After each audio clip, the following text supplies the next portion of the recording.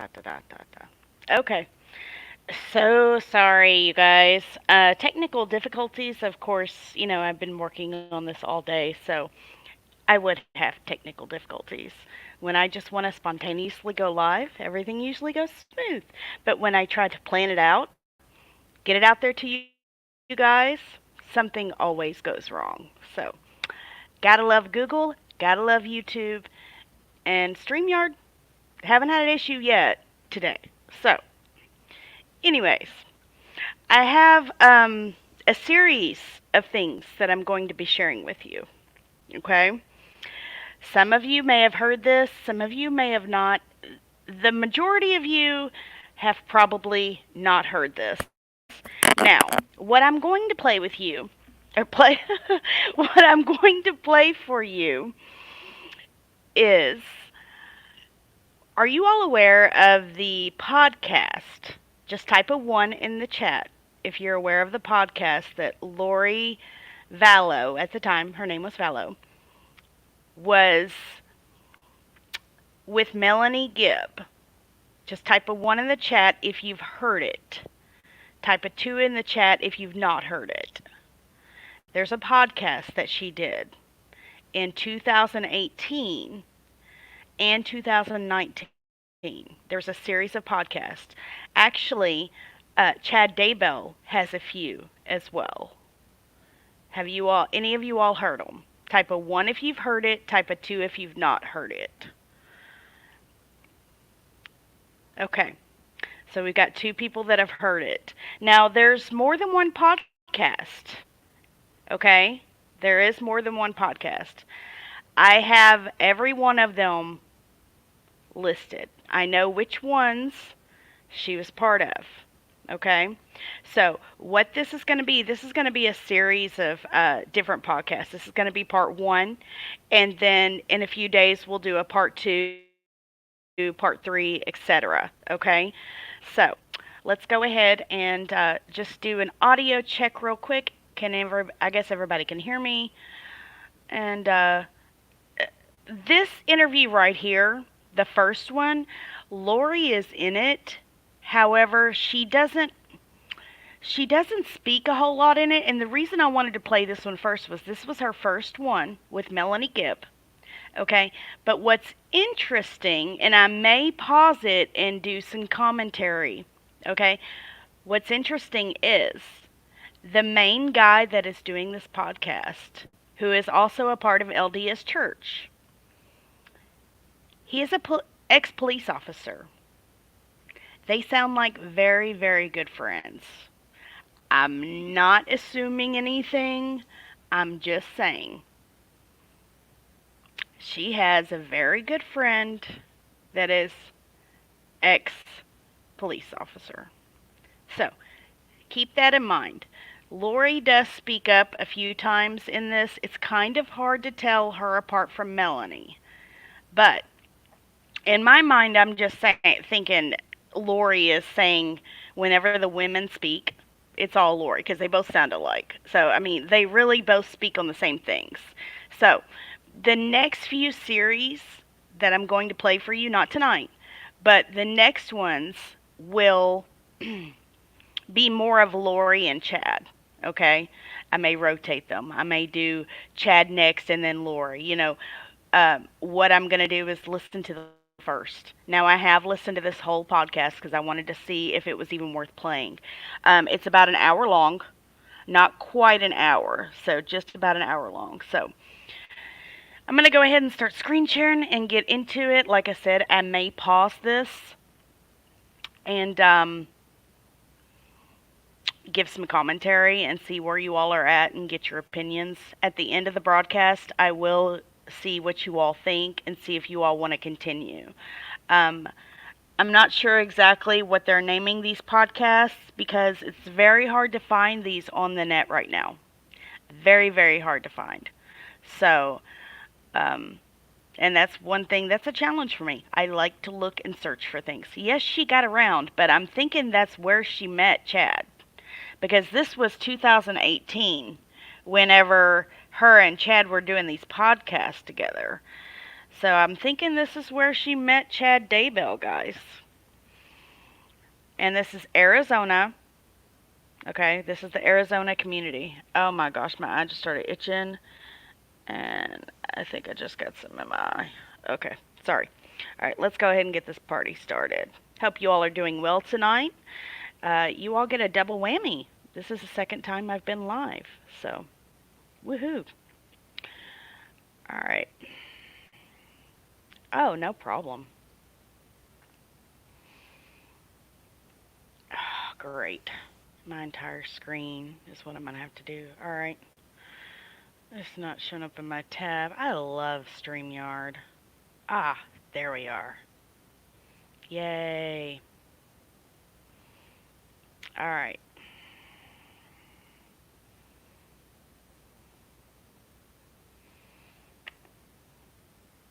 Snapping y'all to the left. All right, let's do this so y'all can see it a little better. Ooh, I don't like that. Yeah. Well, let me do full screen that way. Yes. All right. All right. So I'm going to go ahead and press play and let me know if you all can hear the audio, okay? Thank you. Also with us today is Lori. And Lori is so cool. Lori and I met in a very, very unique situation. And real quick, Lori, let's talk about that before we start, because people don't even know who you are. Well, the people in the know who you are. Okay. Could you all hear the audio?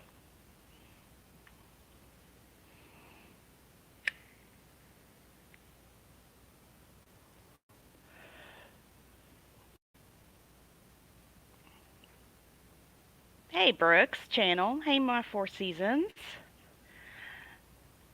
Okay, cool. All right. Here we go.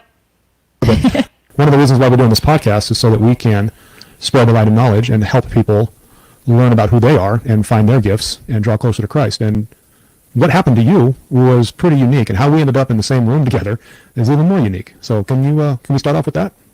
We can. It's so fun to be here with Jason and Melanie. I love them so much and grateful for them and all their service that they do. I feel like that I work for the Lord. I feel like I've turned my life to Him from circumstances that have happened to me in my life, and I ask Him who He wants me to meet, who He needs me to go to, and what He wants me to do. And I was sent to the temple on a certain day to get a message from someone, and in walked Jason Mao. And when I looked at you, when I looked into your eyes for the first time, and really saw who you were inside, I instantly knew you're one of us. You're a gatherer. You get it. You understand that there's something bigger going on here than just church on Sunday. That this is the end times, and you are awake. You are prepared. You are moving in that direction. And I saw that in just a half a second of that brother and sister connection that we made, and I just knew right away I had to get you in touch with Melanie. And we needed to connect somehow, and so that's how one thing led to another. And then Melanie, you got the idea to start doing a podcast so that we could kind of just spread the good word. Yeah. So once, and I've known Jason for a while now, and meeting Lori, I knew that there was a message that we needed to share. And one of the things that we all have in common is we have all been changed by Jesus Christ. And we've all woken up. We've gone through some incredible trials. And so I knew that there's many people that are becoming aware that either they want to be more awakened or they already are beginning to be. And so they wanted to learn more about some of the things that we've gone through, some of the trials that we've gone through, to help us have that mighty change of heart. And I've been wanting to do this for a very long time. About 10 years ago, I had my experience with the mighty change of heart and have started to write a book about that experience. Very cool. Yes. And That's, so writing books is it's a difficult thing to do. I'm speaking from experience here. Right. And so we thought it would be fun to start to share some of those things that we've learned with each other. And so today we wanted to get together and start to share our journeys individually. And we were going to start out with hearing a little bit more about Jason's journey, because Jason, many people have heard him throughout the valley and through the nation. He's taught the youth all over the place. But a lot of times people don't have the opportunity to ask him certain questions about that particular journey and how he got to where he has gotten. And so we thought we would give an opportunity for him to start sharing some of those experiences in a little bit different perspective, a little unique way today. And that's one of the issues that I've come across going all over the country and talking to people is my time is real limited. I try to be as generous as I can, but when you have to catch a plane, you have to catch a plane. And so a lot of people are left wondering and wanting and needing to know more. And how, okay, you've given us this thing, this warrior ethos, now what? And so one of the things that we're trying to do with this podcast is take it to the next level, if you will, explain what the warrior ethos is and how it applies not only to my life, but to Melanie's life and to Laura's life. And then we're also going to have guests come in as often as possible so that we can get their perspective also on what it means to be a true warrior, not necessarily a war fighter. We're not talking about being big and strong and carrying a gun. We're talking about how you live your life. The whole idea behind the warrior ethos is, and the word ethos is an old word and it means character. It means what do you stand for? What is your belief system? Is it either as an individual or as a group? And so what do we as Latter-day Saints, what do we as Christians, what do we as followers of Christ believe, and how do we get from point A to point B? How do we become sanctified and ready to stand back in his presence, which is very difficult to do because everything on this earth is designed to distract us in some way or turn our face away from Christ. And so having this creed, this standard, this ethos, if you will, helps us stay on, in my opinion, helps us stay on this covenant path, helps us move forward and try to be more like President Nielsen has asked us to be more, home-centered in our belief system instead of relying on the arm of flesh. Have that personal relationship with the Holy Ghost, have that personal relationship with Christ, so that we can receive personal revelation. We're not saying revelation for the church, that's the prophet's job, and we absolutely keep our eye on the prophet. But we're also entitled as individuals and as mothers and fathers to have personal revelation to guide our families and guide ourselves down this covenant path. And there's really everybody has a different terminology for it, a different language for it, but there's really only one way back to Christ. And in the warrior language, it's the warrior ethos, and it's having this creed, this standard, and this way of living. And so I think it's really cool that we get an opportunity on a mass scale to not only talk about this, but now people can send emails and ask questions and link up with us on Facebook and on Instagram and be able to ask these questions, these follow-up questions, and not only that, but inspire each other. They can tell us their stories. We can read their stories to other people, and other people can gain strength from your own personal journeys that you've been on, and the tragedies and the triumphs and the sadness and the things that you've overcome to help other people find that covenant path. And I know that we have an email site. Do we have that written up? Do we have that? Yes, it's time to warrior up. Time to warrior up at gmail.com. Okay. So that's pretty simple. Time, all one word, time to warrior up at gmail.com. So along the way, while we're doing this podcast, if you guys have any questions or comments or concerns, if you'd like to tell us your story, if you'd like to have us read something to inspire other people, now remember it has to be church standards. So let's keep the cuss words to a minimum. None at all. Or none at all. That would even be better. But we'd be happy to. We're not on this journey alone. We're on this journey together, and we want to share this journey with other people. And so this is a group project, and all we are doing is trying to facilitate this. So as we go along, if you guys hear something that you want to comment on, if you want to expound, if you want to help us understand, because I know I am not an expert, and I do not claim to be an expert. Matter of fact, I learn most of my life lessons by failing, not by succeeding. And so if there's anything I'm good at, it's falling down and then trying to get back up. Which is all of us, right? None of us are claiming to be experts, but we do love the Lord and we do want to share. We do love to teach people and to uplift, and we love to hear your stories. They're uplifting to us, and we're gathering together as saints, as brothers and sisters, and preparing for the second coming of Christ. We want to be there together, and we want to be there strong together. And we appreciate Jason and his warrior ethos because it applies to everybody in their life. We're mothers with lots of children. We're sisters, we're aunts, we're daughters, we're friends. So it applies to everybody. And I want Jason to elaborate a little more on that ethos as well. I also wanted to ask you, Jason, this is my opportunity to really kind of delve into you a little bit more. We've all heard him speak. Those that have heard him speak have heard him share a certain message. But there are details in that message that I want to know about, that the listeners want to know about. And that is when you were on your back, you couldn't walk. What did that journey sound more like? Like the nuts and bolts, the hard moments that you were like how did Christ come in? How did you have a breakdown that drew you closer to him? How did that journey, as it spiraled down, how did it spiral back up? I want to know more of that, because that's why you are who you are right now. Right. And absolutely, I had to go through that to get to this point. And I wasn't as grateful while I was going through this trial as I am now for the trial. I felt a little abandoned, and I felt a little abused, and I had a hard time while I was going through it understanding what was happening to me. We should probably recap a little bit, because there may be listeners that don't know. I was working I've been a soldier, a police officer my entire adult life. 6 months after I got home off my mission, I joined the United States Army, and I retired from the Phoenix Police Department back in 2017, so a little over a year ago.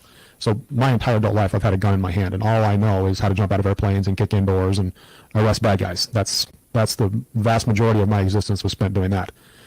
And I was in a fight in a dark alley in South Phoenix, which is, for those of you that know the city of Phoenix, Arizona, South Phoenix is the place to be if you want to be a cop. It's it's like an episode of live PD or cops every single night. There are gunfights and dog bites and car chases and donut runs and everything that comes with just a good old fashioned rock'em sock'em police work. And I loved it. It was absolutely the place for a guy like me to be. I was, and I like saying this, and no pun intended, but I was like a pig in mud. I was home. I was absolutely where a guy like me needs to be, because we were kicking indoors and taking names and just, having the time of my life. Well, I was in a foot chase in a dark alley with a dangerous felon, and I ended up in a fight with this guy in this alleyway, and it was just me and him, and we ended up just beating the mustard out of each other. And when it was all said and done, I had gotten injured so badly that what I had done is I had detached both of my hamstring muscles from my pelvis bone, ripped them both completely off. And long story short, I lost the ability to walk, and it took me about 3 years to learn to walk unassisted. I had to start all over again, had to have both my hamstrings reattached. It takes about a year to recover from each surgery, and they can only do one leg at a time. So I was hopeless. I was helpless there for a little bit. After one of the surgeries, my wife divorces me, and I am left convalescing. I have to lay flat on my back, completely motionless, for a couple of months as scar tissue forms over my injuries. And so I had ended up in my mom's sewing room on a child's daybed, is where this big, strong police officer ended up. And all I could do was just lay flat on my back and watch the ceiling fan go around. And then I had issues with the city. The city doctor said it was a pre-existing condition, and they said come back to work, but I couldn't walk. And so there was, some issues with that. And I lost the ability to pay my bills. I lost my home. I lost my family. I lost the ability to walk.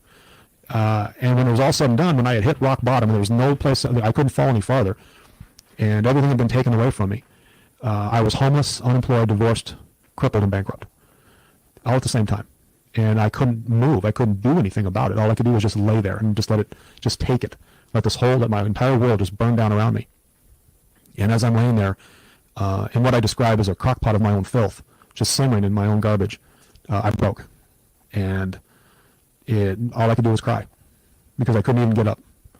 And so I cried, and I cried for a really long time. I cried outwardly and I cried inwardly. And I had to make a choice, because there was nothing else that could be taken from me. And so I was left with two options, victory or death. And both of those options presented themselves to me. And I weighed the options, and I chose victory. And I did that because as I was laying there, I had to decide, as I'm deciding these options, okay, well, there's death and then there's victory. And so I started, as a good police officer will, look at all the options, look at the angles, look at the pros and the cons of it, and then come to the best intellectual choice. And if I chose victory, then that would mean I would have to do a couple of things. One of them is I would have to decide whether I'm a Christian or I'm not. Up to this point, it's all just been, word of mouth. It's all just been my opinion, or somebody else's opinion on what a Christian is. It was time for me to act like one, not just say I am, but be a Christian. And to be this guy that I have said that I am for the last 30 years, this warrior type, this can-do attitude. Because guys like me and gals like me that do stuff like what I've done, we don't have the option to quit. We're not taught to come in second place. We don't meet minimum standards in what we do. Whether it's jumping out of airplanes or being on SWAT or whatever it was, you are taught and trained and strive to be the absolute best at everything you do. And there's always options. If you fall down, you get back up. You don't have the option to quit, because there's nobody else coming. If you call for a SWAT team, nobody else is coming. You have to solve that problem. And so I just had to come to this belief, this understanding that I am who I say I am. And if I am who I say I am, then that means that there's a God in heaven. And if there's a God in heaven, then there's a plan. And if there's a plan, this is part of it. Because I'm not in control of this, he is. And I had to let go. And I had to come to if I chose victory, if I chose to be this person, I had to let go. And I said to my Heavenly Father, I said, okay, I'm going to worry about oxygen. And you've got the rest of it. And I'm just going to lay here, and I am just going to give it all to you. I have to come to grips that there's nothing I can do about the divorce. There's nothing I can do about my money. There's nothing I can do about being homeless right now. What I can do is choose the light. I have control of that. And I choose to be a warrior. I choose to be this person that I was sent on this earth to be. I choose to be this person that I've trained to be for the last 30 years. And there's a heart still beating in my chest, so I still have options. And was it easy? Absolutely not. No, this was the single hardest thing, and this is coming from a life of combat. This is the single hardest thing I have ever done, is to relinquish control, or what I thought I had control of, to this unseen power that was just now starting to truly manifest itself in my life. And as you're laying there, weeping and crying and going, please, just take the pain, and all you hear is the word peace. Be still. You know, and then you start seeing images like Peter stepping out of the boat and walking towards Christ. And as soon as he took his eyes off of Christ and worried about what was happening around him is when he started to sink. Mm-hmm. When these kind of things are playing in your head, those are what we call in my profession a clue. In the way that I needed to hear the message, he was talking back to me. Other people see, you know, they hear angelic voices, or the burning bushes, or the burning in the bosom, or, you know, the still small voice, all that stuff. And I'm not denying that happens. I'm saying that he will speak to you how you need to hear. That's right. And he spoke to me like a soldier. And he treated me like a soldier, because that's what I needed to hear, was a loving, kind, but firm hand in my life. I needed my Heavenly Father to be a father to me, and to say, suck it up, buttercup. You're going to get through this. Mm-hmm. Now you man up, you warrior up, and you show these people who you are. Mm-hmm. And so I did. I did what he asked. And I clawed my way out of this mess, hand over hand. I had all I could do was look up, look left, and look right, because I had the hole completely still as scar tissue formed over. They can't really reattach your hamstrings. They just kind of put them in place back where they should kind of be, next to your pelvis bone. And then scar tissue forms over the top of that.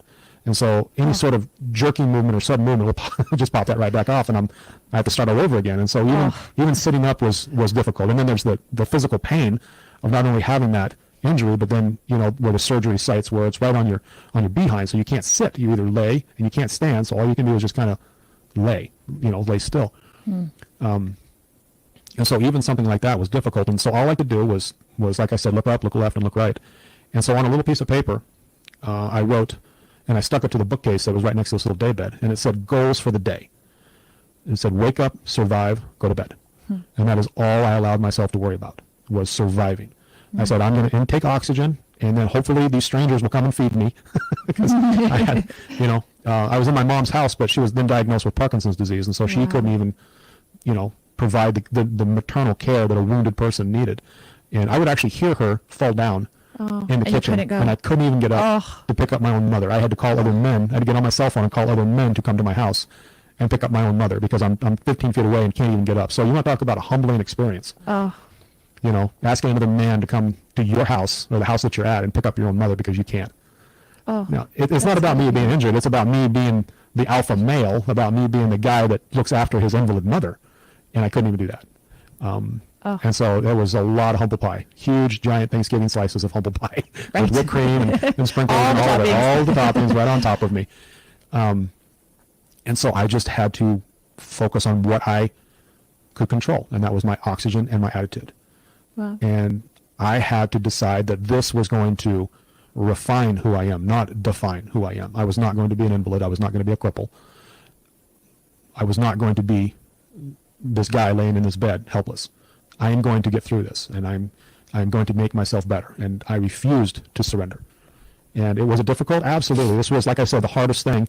And I've been through some unique training. And this is the single hardest physical, mental, emotional, and spiritual thing that I have ever faced, dealing with all that at the same time. Right. And so I was able to, by the grace of God, through his love, work my way out of this, learn to walk again. I rebuilt my life. I found love again. I was able to take on the machine that is the city of Phoenix, and was eventually honored and medically retired from the Phoenix Police Department. And because I had to make a choice at that moment in time, that what I call that pivot point in your life, when you have to choose victory or death, whether it's emotional victory or spiritual victory or psychological victory or physical victory, we have to make that choice. And there's going to be a few pivot points in everybody's life. And I had rooted myself in this warrior mentality, this warrior ethos. So I had what's called muscle memory. I was able to respond to this problem. I didn't have to kind of come up with a solution and play catch up and be reactionary. I could be proactive in my approach. And so that's what I'm trying to do now, is help the youth especially, but everybody, be able to be proactive in their decision making by having this code, this standard, if you will, a way to live, so that when a problem arises, you don't have to play catch up. Because in a crisis situation, you never rise to the occasion. And you learn this through tactical training. You never suddenly become an amazing gunfighter, or suddenly know how to stop bleeding, or deliver a baby, or drive really fast, or the things that you expect, qualified tactical officers to do. That comes from repetition of training over and over. And that's why cops and soldiers train so much, is so that we instantly know how to respond to a threat. We don't have to play catch up. Because in a crisis situation, it takes a normal person about 1.5 seconds to 3 seconds to respond to a dangerous situation. So you're already playing catch up under any circumstance. But if you have muscle memory, if you've already taught yourself how to respond to something, whether it's physically or mentally or emotionally, then you can act instead of being acted upon. And so in these crisis situations, these emotional and spiritual crisis situations that the warrior ethos may come into play, you've already trained yourself by having this mantra in your life. You already know that you're not going to train for minimum standards. You're going to always go for excellence. That the truth, this is one of my favorites, the truth is your constant companion. I love So it. when that moment comes where you have a choice to be dishonest or honest, you act before you have an ability to decide what to do. You're already speaking the truth because it is your constant companion. And so it's a lot of it's muscle memory, it's retraining, and it's designed to help bring out that warrior spirit in people. And that's how I got there. Was I hope that answered your question. I took a lot of time talking about that. You did a great job of trying to answer it. I can't help Do we it. need to go deeper than that? Well, I did have a thought, and I was thinking about a lot of people that are youth. I was thinking about the youth out there, Yeah. and other people as well. Is a lot of people would at some point just say, "I give up on God. Why would God leave me in this situation? Does He care for me?" And what was that mental game that said, I am going to choose God at this time, or I'm going to fall? Like, what did that sound like in your mind? That sounded like a horrible argument, like a loud shouting match in my mind. That sounded like two opposing drill sergeants trying to get me to either quit an obstacle or get over an obstacle. And that's, again, everybody has their own method of learning. Everybody has their own perception in life. Everybody has their own way of looking at things. And because that's who I am. That's the majority of my life was spent doing that kind of stuff. That's how I associated that argument, was two opposing drill sergeants, these gigantic drill sergeants, intimidating, muscle-bound, with the big Smokey Bear round hats, one on one side, one on the other, and both of them are in a battle of wits over whether I'm going to quit this obstacle or get over this obstacle. And they're both making very valid arguments, very valid points. One of them is saying, what's the point? What else do you have to live for? It's all gone. Why would God do this to you? And the other one is saying, why wouldn't you want to get over this obstacle? The God that you believe in didn't send you down here to fail. He didn't set you up. That there's only one way back, and that's heat, pressure, and time. You have to purge yourself of all, ungodly things. And quitting is one of the most ungodly things you could possibly do. Quitting on God is the single most ungodly thing you could possibly do. Either you believe this stuff or you don't. And if you do, get up and get over that obstacle. Prove to God that you are man enough to be called a child of the Most High. It's a gift to be here, and you're going to quit on that. You're going to quit on that gift. And then the other drill sergeant would say things like, if he loved you, your wife would be here with you to help you. If he loved you, somebody from the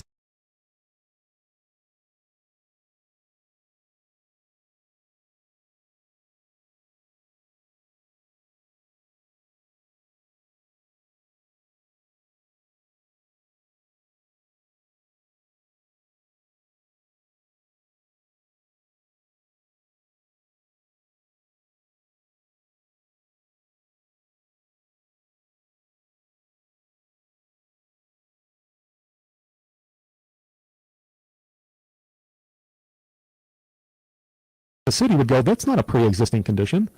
You know, he would have his angels inspire people and soften their hearts, and he obviously doesn't love you because of all these things that have happened. And so that was a real argument. That took a while to get through. I'm not saying that happened overnight. there were months. That took months to get through that. And I can't speak for anybody else. I can speak for me. And what I had to do was decide. Do I believe this stuff or do I not? You know, am I just living on somebody else's testimony? Am I just a weekend, a Sunday morning Christian? Or am I a Saturday night Christian too? You know, am I a Monday morning Christian?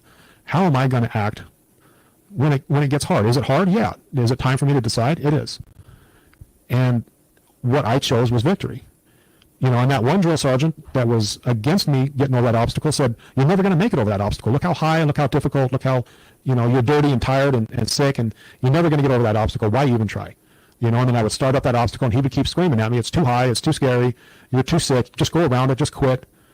You know, and then the one drill sergeant that was on my side just kind of stopped talking and just stood there and smiled. And every time I looked down, he would just nod and go, keep going. You got it. And that was all that needed to be said. Because, how do I explain this? It's up to you. Nobody else on this earth is going to get you over that obstacle. Everybody can stand there and cheer, and they can show you ways, and they can give you pointers, and they can say, I've done it myself, it's not that bad. But none of them are going to get you over that obstacle. It has to be you. You have to go hand over hand up that obstacle, over the top and down the other side in order to achieve greatness. And if you don't want greatness, then you're denying Christ. You're denying the plan. You're denying the blood that he spilled for us. He suffered in vain for you if you're not willing to at least try to get over that obstacle. Because what's so cool is if you follow that obstacle, you can get right back on that. And you can climb it again. And you can try as many times as it possibly takes to get over that obstacle. He doesn't care how fast you get over that obstacle. He just wants you to get over that, climb that monkey bar, get over that obstacle, get over that debilitating disease, or not disease, but your addictions. Get over the problems with pornography, self-doubt, all the things that hold us back from having a true relationship with Christ. He's begging for us. He's pleading for us to get over that obstacle. But he can't do it for us. We have to do it ourselves. And in my mind, that's what I saw was this argument, if you will, between good and evil. And I was stuck in the middle, getting an earful from both sides. And once I made the decision, evil got harder and good got encouraging. He didn't need to yell at me. He didn't need to do anything like that. He just said, keep going. You got it. Hand over hand. I'm going to fall. I'll be here to catch you, and we'll do it again. Well, thank you. Lori and I have been through things just like you have, but differently. And all of us are supposed to go through something, I believe, at least that's my own opinion, that will make us either turn to God or make us turn away from God. And one of the headspace fights that I've had to go through is, who's in charge, Melanie? Who's in charge? Yeah. Satan or you? Or are you going to let God help you? Every time I tried to say, I can't do this, this is too hard, it just felt hopeless and helpless, and it felt horribly dark. And that was not interesting to me. No. And it's interesting when you look at it from an eternal perspective. It's not as helpless and hopeless as what Christ went through. Right. And it's perspective. And it's really interesting to see those perspectives from the other side. When you look back at that obstacle and you go, well, it really wasn't that bad. I have a lot of energy to spare. What's next? Because who's on the other side of that obstacle? That's your relationship with Christ. He's over there waiting. And we came to this earth, Jason does a great bit about this when he speaks to the youth about the pre-mortal life and all the things that he would be expecting when he got here. And I just loved it because we're all here. And in this day in 2018, we're here to exercise our agency. We're here to learn and to grow. And there's not one person out there, not one person who isn't having personal challenges. No, Laura, you're absolutely right. You're absolutely right. Everybody is facing their own, what's called an Abrahamic trial. That's right. We all have to come to that point where we have to decide who's in charge. And if he's in charge, then this is part of the plan. And it's agency, right? And it's our own individual selves. So you really can't decide for your husband or wife. You really can't decide for your parents or your kids. Each person came down here to exercise their agency and to overcome those obstacles. And we all wanted to do it. I feel like we all had that desire to come here to get over that obstacle to get to where Christ is. And you can't do anything for anybody else until you are squared away yourself. Until you have gotten over that obstacle yourself. You can't stand on this side of the barrier and tell everybody else to get over it. It's no big deal if you haven't done it yourself. I never did it, but you can do You it. can do this. I'm a cheerleader. You can do it. Yeah.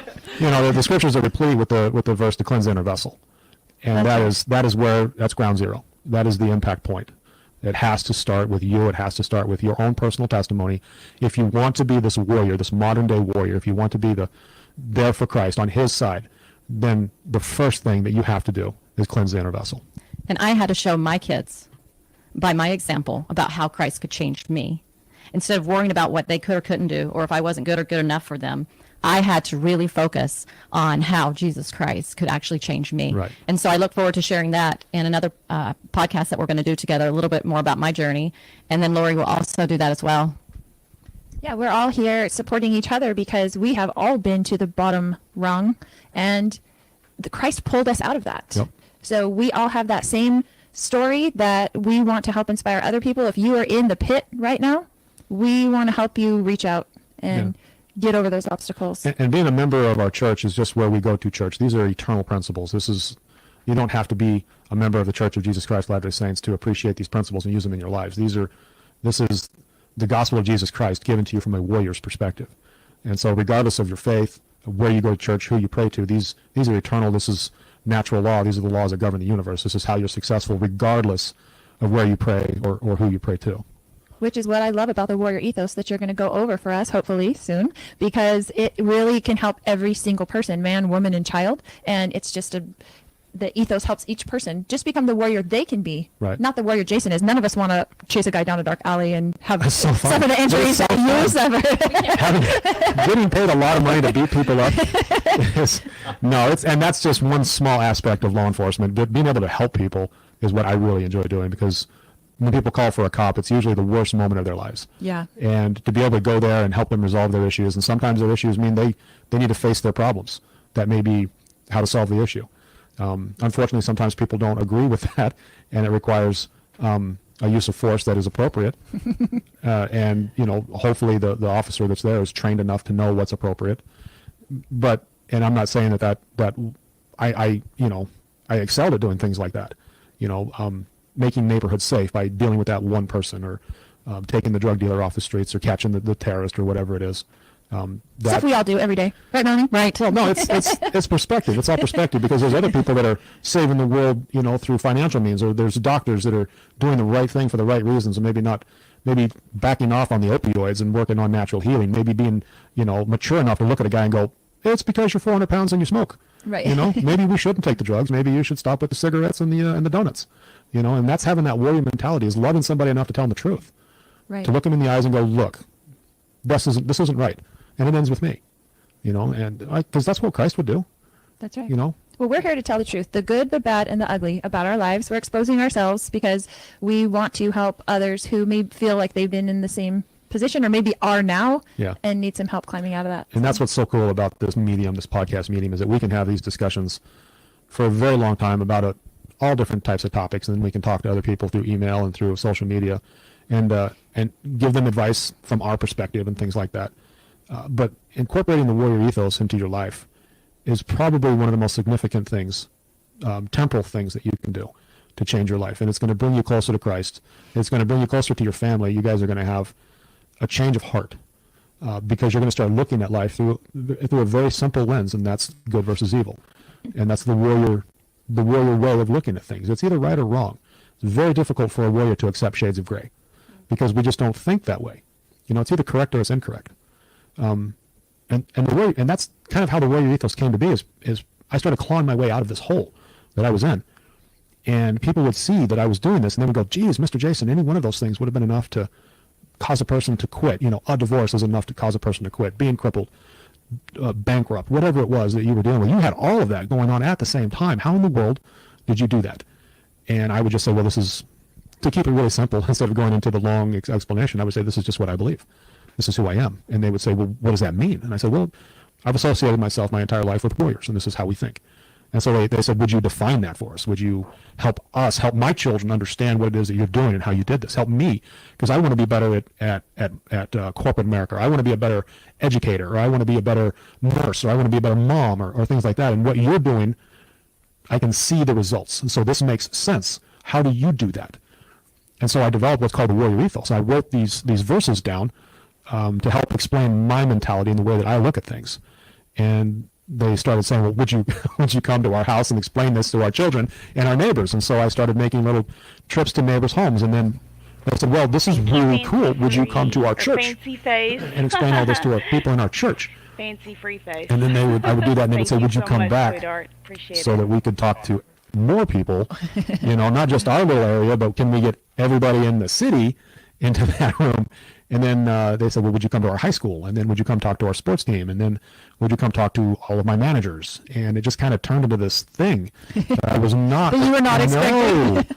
And on top of that, writing these books about Captain Moroni and the war chapters in the Book of Mormon, these two things that 10 years ago, if you'd looked at me and said, you're going to be an acclaimed author and a public speaker, I would have laughed at you and said, whatever, I got a door to kick. I'm going to be doing that instead. But The Lord often has other plans. Yes, he does. Yeah. For all of us. If you think you're in control, you're sadly mistaken.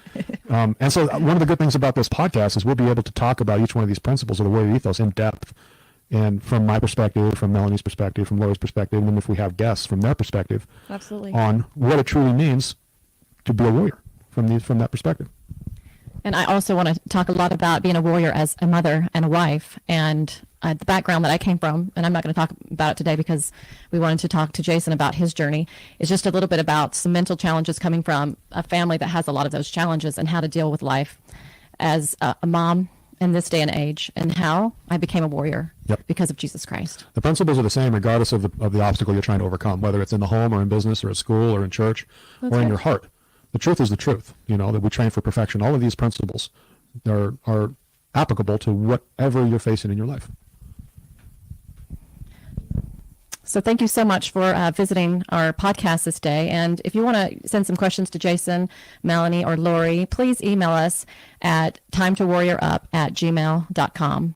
And we are planning on doing weekly podcasts. It may change here and there, but that's what our goal is so far. So thank you so much for visiting today.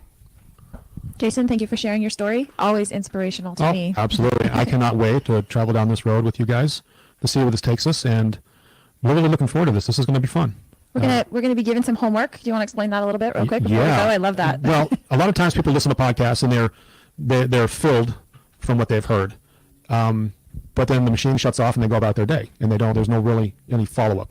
And that's part of the warrior code, the warrior mentality, is that it's not just something you do once a day. It's not just something, you're not just a Christian on Sunday morning.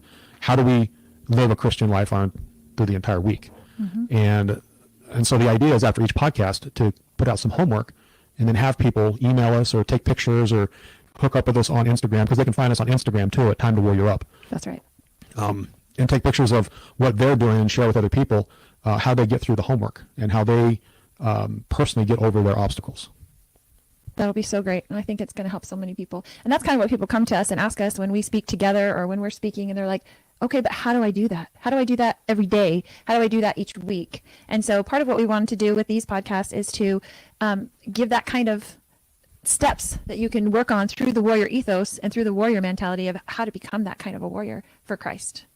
And so that's what we want to. So are we ready for our first homework assignment? We are. So we have enough time for a homework assignment today? Go for it. Okay.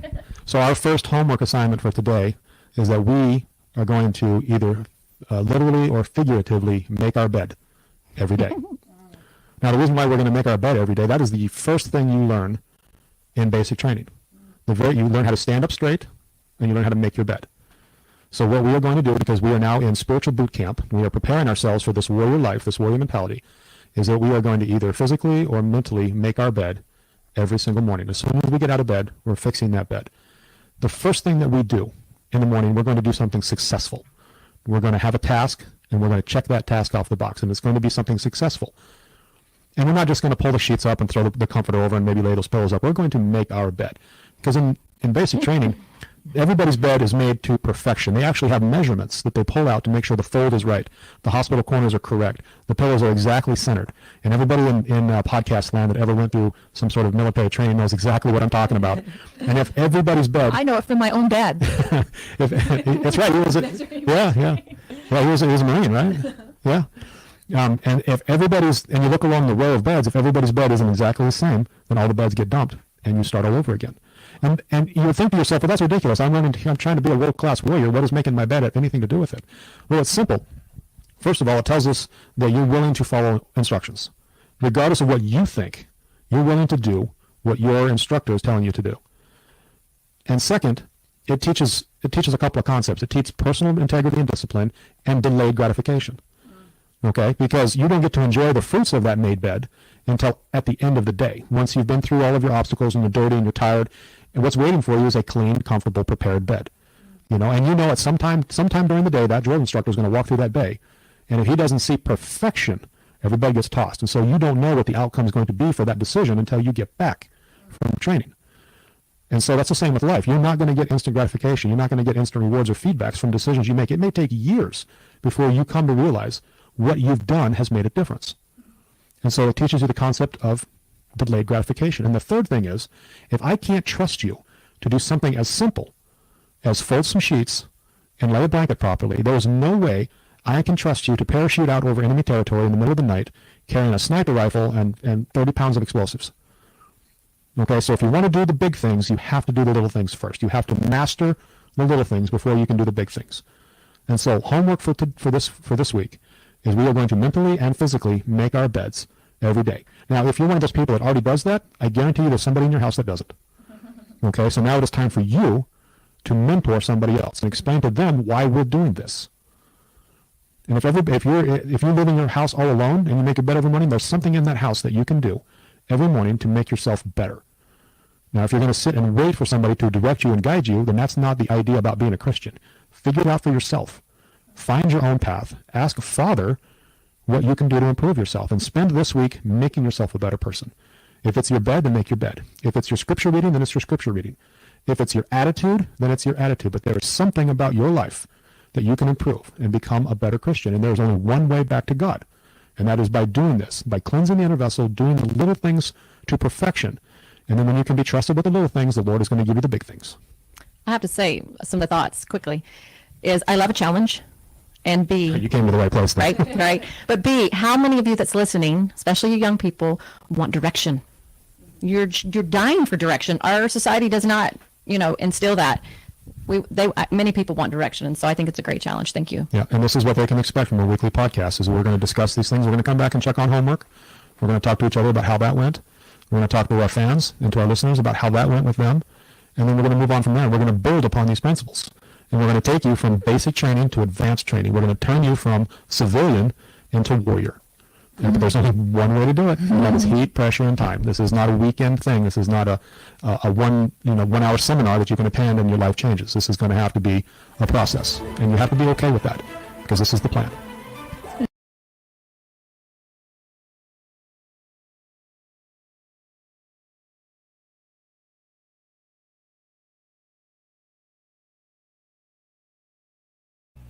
Okay, well, that was interesting. So, I wanted to play that even though it didn't have a lot of Lori speaking, which there are more in-depth podcasts with her speaking and her mostly narrating. But I wanted to play that to kind of get, a feel for her and her friends, and the fact that he is an ex-cop is very, very telling, if you ask me.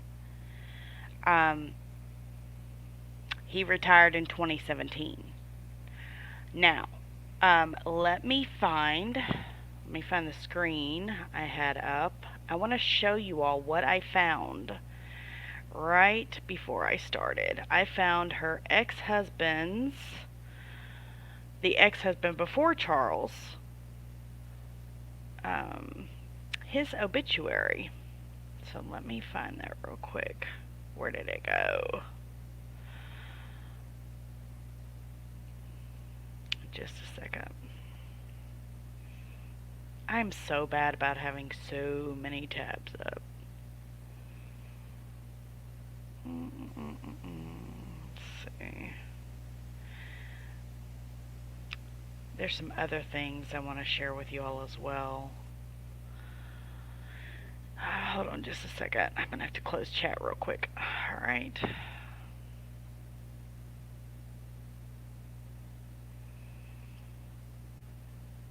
Don't tell me I closed that tab out. Oh, come on.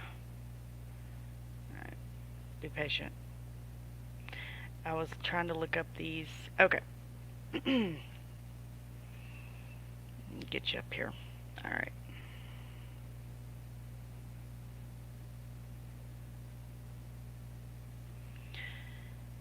Okay. So this is the infamous wedding dress. I'm guessing when her and Charles got married. So it says right here, in 2006, Lori married her fourth husband, Charles Vallow. She took Tylee and Colby to the marriage with her. In 2014, the couple adopted a son, Joshua J.J. Vallow.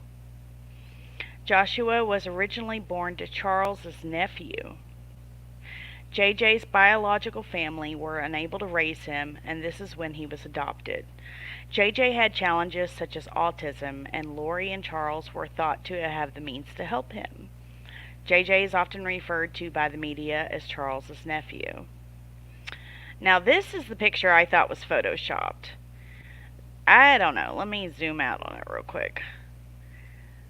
And the reason I say it's photoshopped is look at the way her head is proportioned to her body. I mean, it could just be the way she's standing, but also he kind of looks photoshopped as well. Like his head looks a little too big for his body. And look at her arms. You see that? It looks like her head was just placed on the body. Which I've seen a lot of pictures photoshopped. Plus her hair is down in this one. Let's see something real quick. So her hair is up in that picture. Her arm does not look as skinny. And like this could be a different dress. Who knows? So let's look at the glitter. Yeah, this dress doesn't have glitter. So I don't know what wedding picture that one. Maybe that was from her previous. Who knows? That's a different dress though. Not the same dress. Let's look at the earrings. Earrings different too. Hair's different, earrings different. Her hair even looks, I don't know. Okay, so check this out. It's Charles and Lori in that picture. On April 3rd, 2018. So the podcast we just listened to was November of 2018. Keep that in mind. Tylee's father, which is Lori's third husband, Joseph Ryan, died. I didn't realize he had died that soon. According to a copy of the medical examiner's report, the cause of death was ruled as heart attack. He was cremated, but little other information is available on his death. Court paperwork from 2011 shows that Lori and Joseph had a custody battle over Tylee.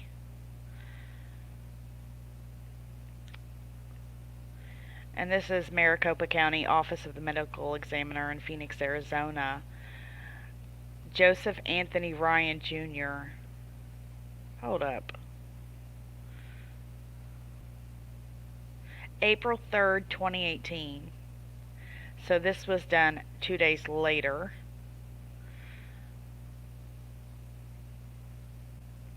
Cause of death, basically heart attack. Manner of death was natural. It was signed May 21st. Cause of death, it is not legal determination of criminal or civil responsibility of any persons for the death.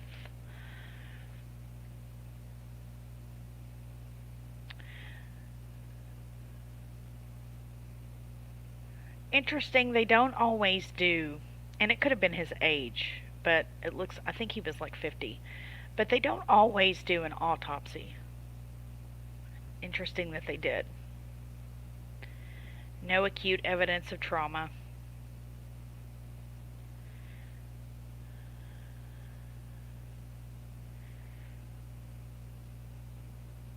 $59 years.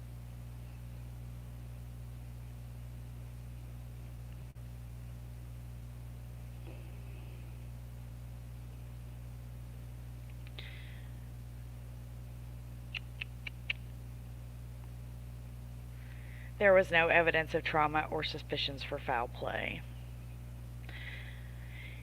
Be interesting. Well, he's cremated, so it's not like they could exhume his body. But I'm wondering, was there life insurance on him as well? And I mentioned this earlier. Um, Charles actually had a larger life insurance on Lori than Lori had on Charles. I believe Lori had $1 million life insurance policy on Charles, and I'm thinking that Charles had a 2 million. I know it was larger than hers. $2 million policy on her. So it's like, you know, what were they doing? Something else I wanted to show that I thought was interesting. And I'm going to have to stop screen sharing because it'll only share tabs. So let me go back to you guys.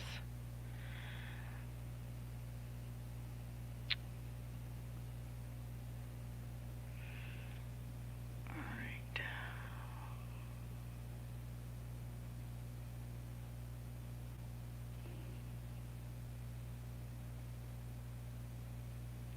Found something really interesting as far as the dates, and you'll see what I mean.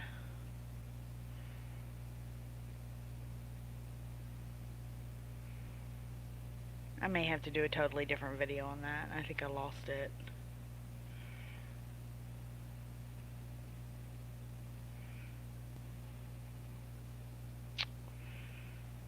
Had to do with the grandparents, and then they listed some dates that was interesting.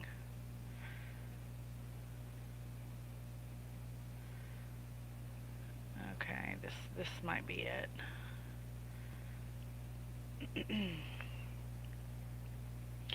The grandparents actually state that the human remains are JJ and Tylee. Okay? So I figured you all would, want to see that. And this just shows, some screenshots. Ah, 2 lovebirds. This is updated as of 11:30 this morning. And that's Mountain Time. Update: the 2 sets of remains found on Chad Daybell's property have been confirmed to be 8-year-old Joshua J.J. Vallow and 17-year-old Tylee Ryan, according to the missing children's grandparents. The original article stated, after proper family notification, Rexburg police confirmed Wednesday morning 2 sets of unidentified human remains were recovered at Daybell's Fremont County property on Tuesday. And that said that they... Now check this out.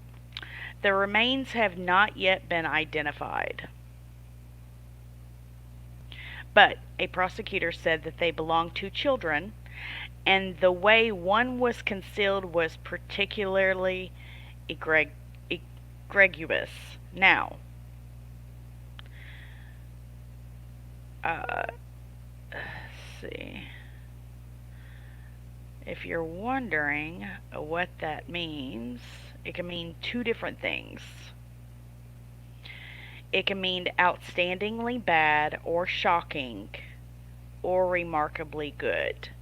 I'm thinking it's the first of the latter. Outstandingly bad or shocking.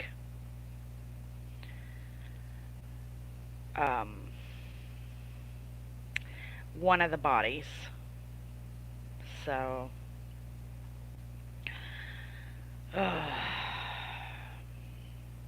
He did not elaborate, which makes me feel like it was not too good, okay? The finding marked a gruesome turn in an investigation that has drawn global attention for its ties to 2 other mysterious deaths and the couple's doomsday beliefs. Chad Guy Daybell, are you kidding me? That's his middle name? Sorry. Was formally charged Wednesday with 2 felony counts of destruction, alteration, or concealment of evidence. Now, those 2 charges I heard were just misdemeanors. I didn't hear they were felony because I live streamed the court stream today, and he said they were misdemeanors. That's interesting because he said that both charges together, his attorney said both charges together, a maximum sentence of 5 years in prison, and that's each charge is subject. So, total 10 years, sorry. According to court documents filed by Madison County Prosecutor Rob Wood, authorities believe Daybell willfully concealed or helped someone else conceal human remains, knowing that they were about to be used as evidence in a felony proceeding or investigation. Almost like he was tipped off.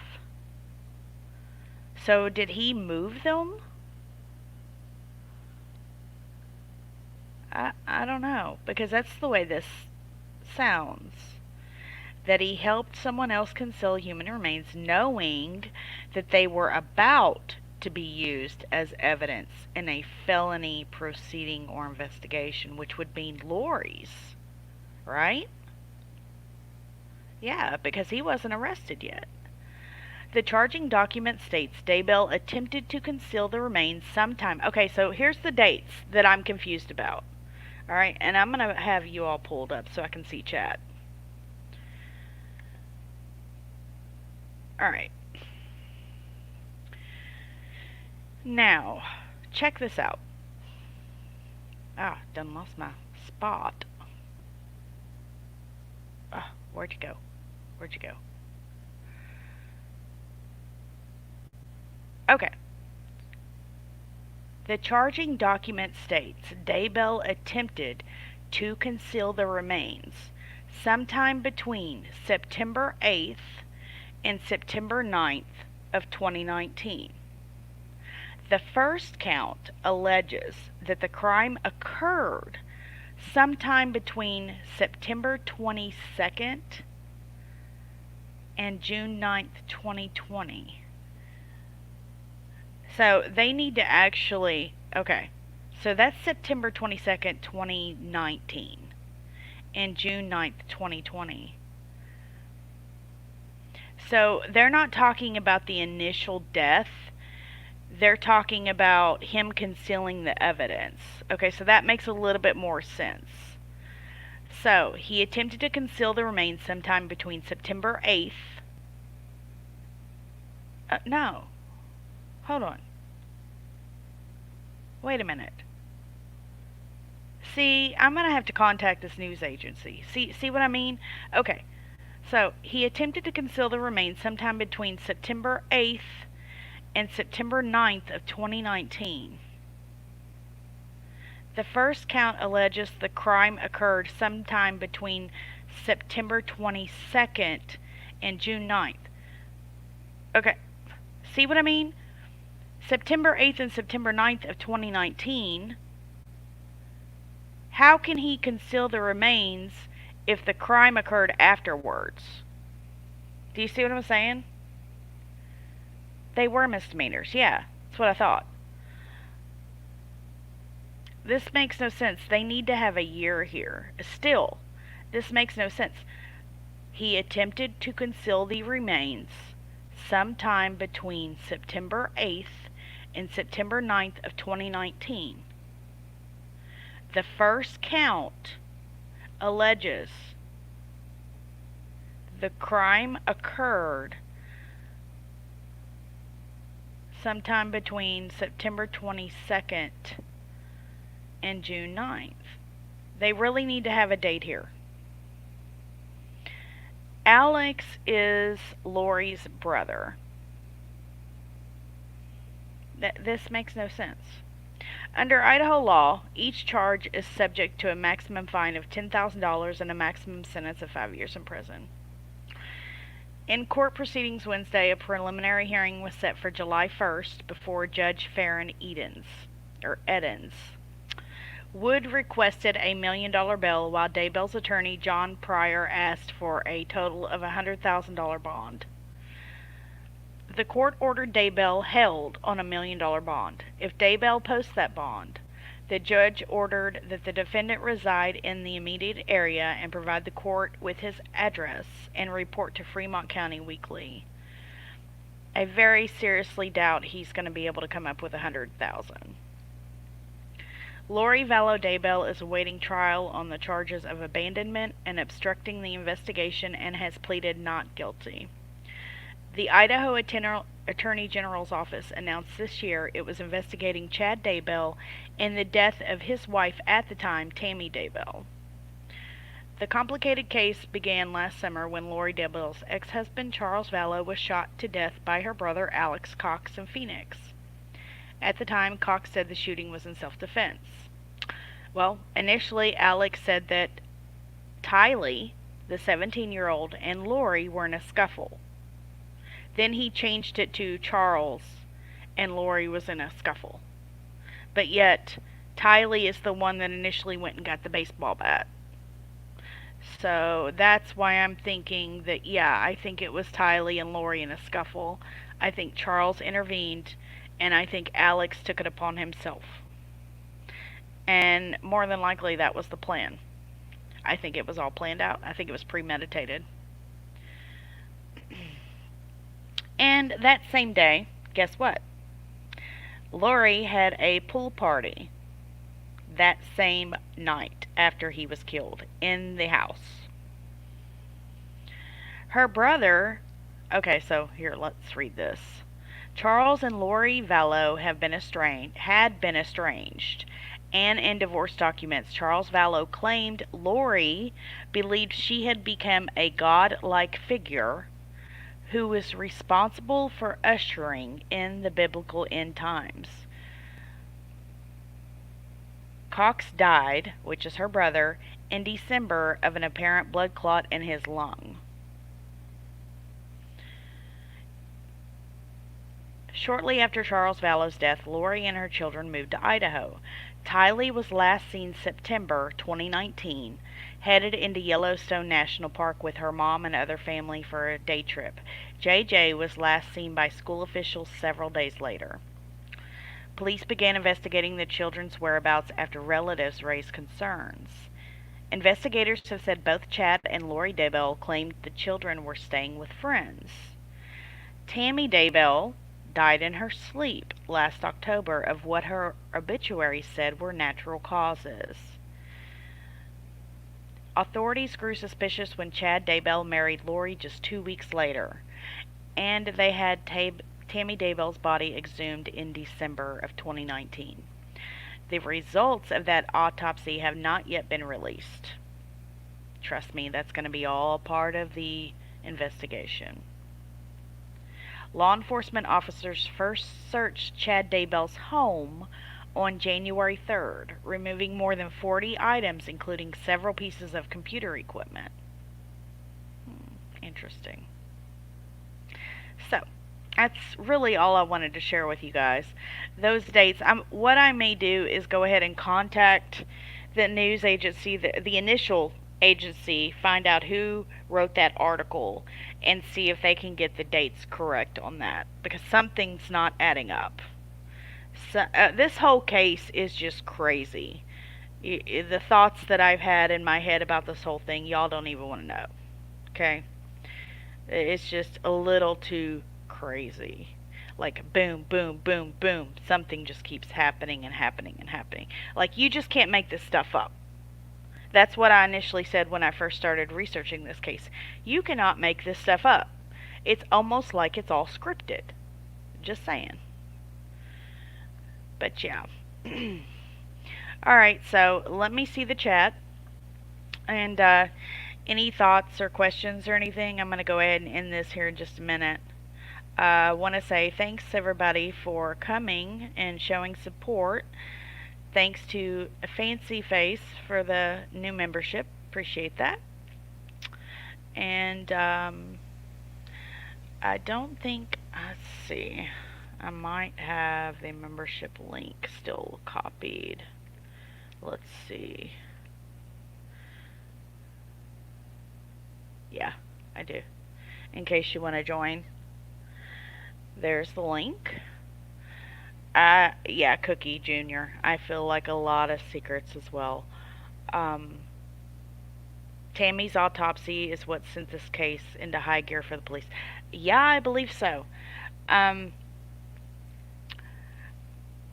Honestly, I mean, I want to know what made them do an autopsy on her fourth husband. So, what, is this her sixth husband? If that was her fourth husband, and then she married Charles Vallow, so that was number five, and then Daybell's number six. Daggone. Six? Thanks, Spicy Lady. Appreciate it.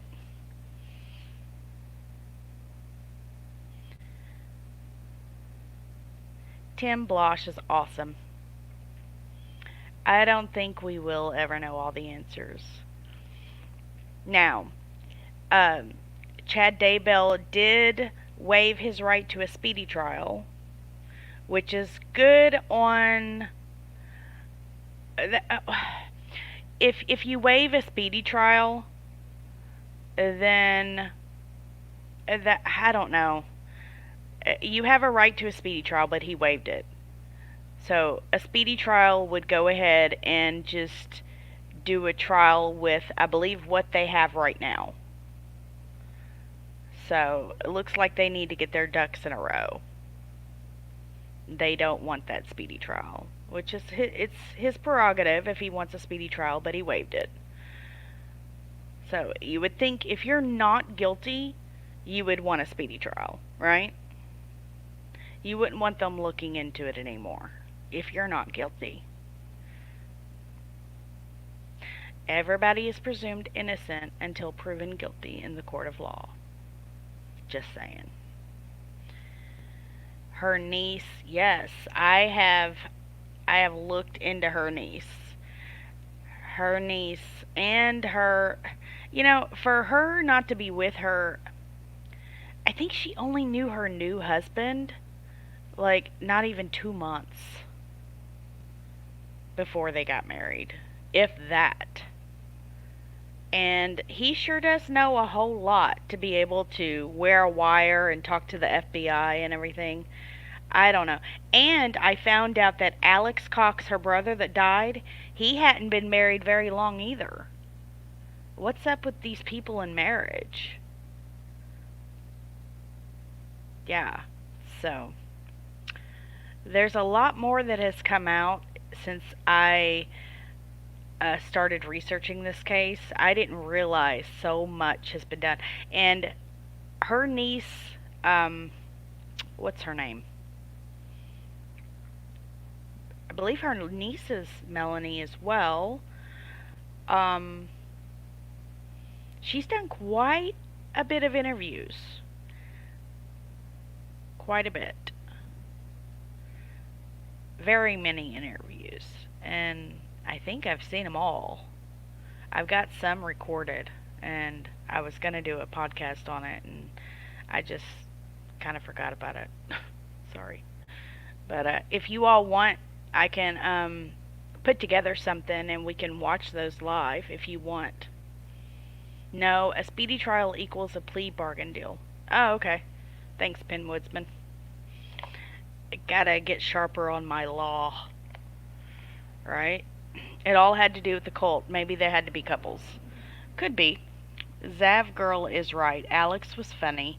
I'm glad I watched it. Also, Alex did something that the guy who married then has never seen before. Alex took his wife. What? Alex took his wife's last name? Really? Is that even legal? Interesting. Maybe because they don't have to testify against spouses. If you are innocent, you may have to spend your time in jail until you're... Yeah. Okay, I won't ask how you know. Alright, anything else, guys? I don't like very long live streams. If I can help it. Unless I'm just chatting away and I don't have anything else to do. but it's hard for me to sit here too long without being in pain. Yes, they were married in Las Vegas. How many insurance policies were involved here? And marriages for these, quote, good Christians. Many, many life insurance policies. I mean, think about it. This is her sixth marriage. Okay? And they're. Okay, so I am going to put together. I've already got something in the works. There's a video of some body cam footage of Charles. And what he says to the cop is very, very disturbing. Right before. I guess she had ran off with the kids before. Okay, because he had contacted the police. He had not spoke or seen his kids in like 2 days, which I'm guessing that wasn't normal. And he was already worried that she had maybe done something to the kids. So that right there was a red flag. That's all on body cam. Just the tone in his voice, you can see the sheer terror in his face. And it wasn't too much longer that, he was no longer with us. And this is Charles Vallow, who I'm talking about, her ex-husband. One of them. Wow, 6 marriages. Just saying.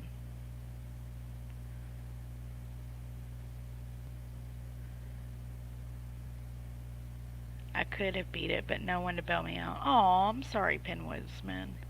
Curious, what are your thoughts, excuse me, on how the CV just appeared? I'm sorry, Melissa, on how the CV just disappeared. Oh, COVID. Um, I'll have to get back to you on that one. Yeah. There's still cases coming up, allegedly. It hasn't completely disappeared. I do think it's a real thing. However, I do think that it is very hard to contract it. And I mean very hard. And this is just from a case study that the CDC did. Okay, it's all on my Twitter. I post a whole lot on Twitter, guys. If you want to follow me on Twitter, it's the link should be in my description box. Okay, it's at KSmall_Z. So, Twitter, I post there pretty much. Yeah, it's a virus. Yeah, but as far as contracting the virus, it's very hard to contract it. With the case study that came out, pretty much you would have to drink a gallon of someone's blood or saliva to be able to contract it. That's how hard. There was also a case study done of 455 people. They came into contact with a positive carrier. Not one of the 455 people contracted it. That's an actual case study. It's an actual case study. Not one out of 455 people contracted it from coming into contact with a positive carrier. It is a real thing. I do believe it is a real thing. Yeah. Okay, guys. I'm going to go ahead and hop off here. If you want to email me, you can email me at KSmallz with a Z with the number 4 truth@yahoo.com. Follow me on Twitter. You can DM me there. Send me things, guys. I'll try to fit it in, okay? If you have any questions or anything like that, you know how to get a hold of me. Alright? I'm going to go ahead and hop off here. Thanks everybody who showed up and who stuck with me even through the technical difficulties. And I will talk at you all later. Much love and God bless.